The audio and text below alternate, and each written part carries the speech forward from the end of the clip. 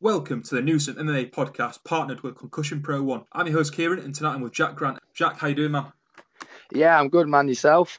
Yeah, I'm good. Cheers for taking the time to talk to me, mate. Yeah, no worries at all. I appreciate the time. So, Jack, the big news is that you're taking on Jai Herbert in your first fight of this year for the lightweight title. How has this all came about? So it's just come about off the back of my management, really. I mean, I signed to my management a little bit later on my Cage Warriors deal, but I've prior to that I was building myself up the rankings, and I've worked my way to a number one contender spot, and I just come off a good win against Alexei Mantakivi about 6 months ago. So yeah, it stemmed from there, really. Like you said, that was an impressive performance last time out with that just absolutely brutal TKO victory. And given how stacked the division is, how big of an honour is it to get this opportunity? Bearing in mind you've got Reece McKee, Paddy Pimblett, Mason Jones, all in this division. Yeah, I mean, yeah, it's great. It's a stacked division, and and it really does motivate me to be the top of that pack. And yeah, obviously, without good competition, I wouldn't be this motivated. So yeah, no, I appreciate everyone on Cage Warriors. It's a top show.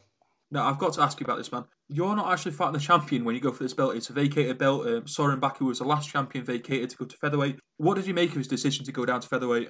I just think he's a pussy. Like, he everything he says, it just, to me, just screams coward. Like, instead of just being honest and open and like everyone else, he just discredits my work. And he's the only guy on the whole Cage Warriors that says that I'm not the number one contender, basically. And yeah, I just think everything he says screams coward. I'm a bad match for him, and he knows it. So we spoke at your last fight actually just after, and we I sort of put it to you having either going into Soren Bak's backyard in Denmark or him coming over to Leeds where you train. Was that ever talked about with Cage Warriors management at all? Well, Cage Warriors actually offered him the fight, and he had a choice. It was like, fight me or vacate the belt, and he chose to vacate the belt. When he initially dropped down, I'm not 100% on this, but I believe the title shot wasn't guaranteed. So, it's just a coward move by him, really. So he's only just fought about 2 days ago at the time of recording this. What did you make of his fight? Did he look the same at featherweight that he did at lightweight? Yeah, I think he did in a way. Like, I'm not really overly impressed by the way he performed, to be honest. That guy took it on short notice. Credit to the guy, though. The guy was much better than I was expecting him to be. And yeah, that guy was tough. He had some good moments in that fight. But yeah, I think when I look at Soren, I just look at him like, for me personally, I think he's one of the more easy matchups in the stacked division for me. Like, stylistically, I think I match really well against Soren. And I think there's much harder fights for me waiting in the lightweight category other than Soren, such as Jai. Jai's a tough fight, and a few others, a few other of the top names. So let's actually talk about Jai. He's 8-1. He's won his last 4 fights in a row. His last being the TKO over Steve O'Keefe at Cage Warriors 1 and 2. What do you make of him and his style? Yeah, I think he's really good. He's got really nice striking. I've watched Jai for a while. I mean, obviously, I always knew there was a possibility that I could fight him, but I've always enjoyed watching him, and I've rooted for him a little bit against certain fights and stuff. And yeah, he's good, man. I'm looking forward to it. So it's also worth noting he's a member of Team Renegade. He trains with Tom Breeze and with the Edwards brothers, while yourself train at AVT under Danny Mitchell, training with the likes of Scott Askin, Mark Diakese. What does your camp bring that his doesn't? To be honest with you, I think when your camps get to this kind of level, I mean, Tom Breeze is a phenomenal coach. I know they've got a phenomenal team there.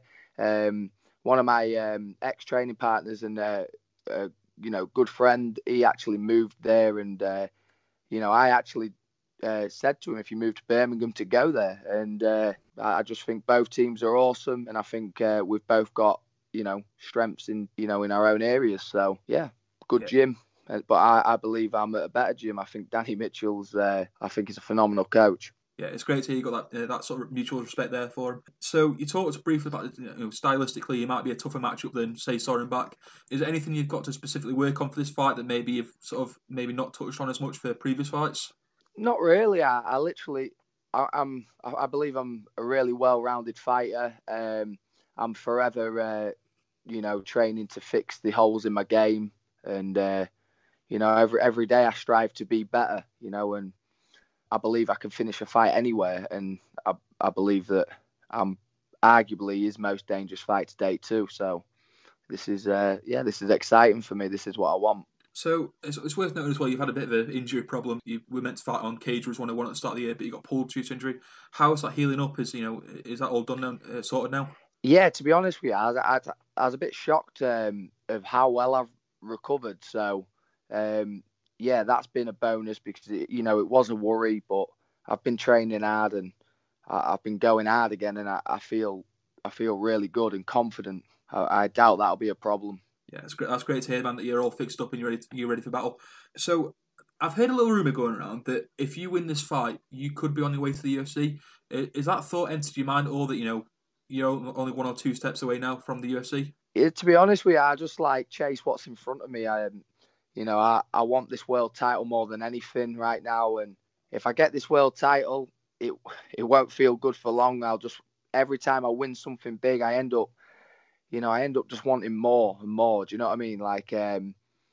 It's weird. The achieving now it just becomes a very short-term happiness for me. And I want to achieve more each time. But yeah, tunnel vision on this belt and tunnel vision on Jai Herbert. But yeah, I believe I would look good in the UFC. So let's say hypothetically, after this fight, you've won it, you've taken the belt, and Dana White or Sean Shelby comes and gives you a call and says, "Jack, we're signing to UFC. Who do you want as your first fight?" What's your answer? Well, I'd give Soren a ticket, and I'd call him out.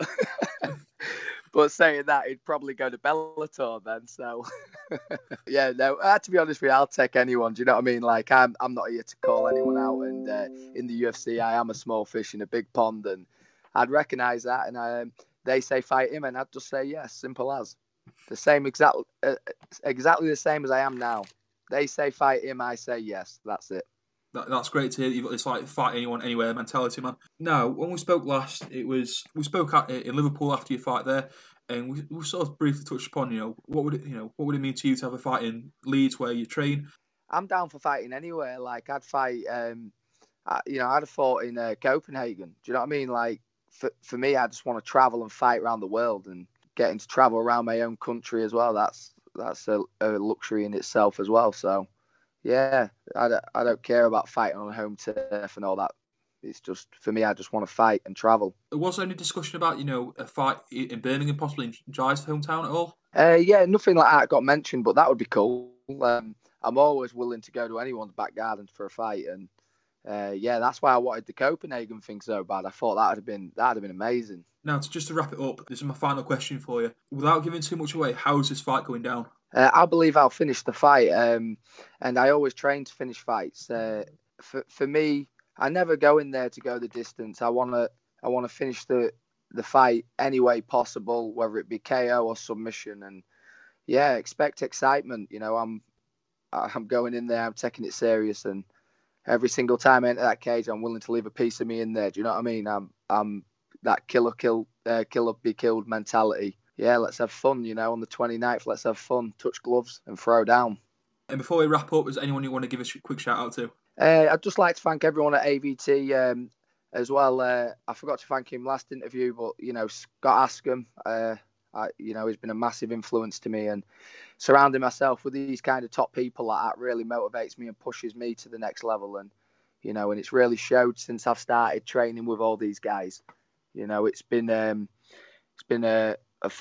fun road to success, really. To get back on track. And yeah, Danny Mitchell, everyone at AVT, and Stuart Fleet, my mum, and my family, everyone who supports me. It really does mean a lot. So yeah, awesome. Right, thanks for your time, Jack, and I wish you all the best for your fight, and we'll catch up after, I'm sure. Oh, thank you. I appreciate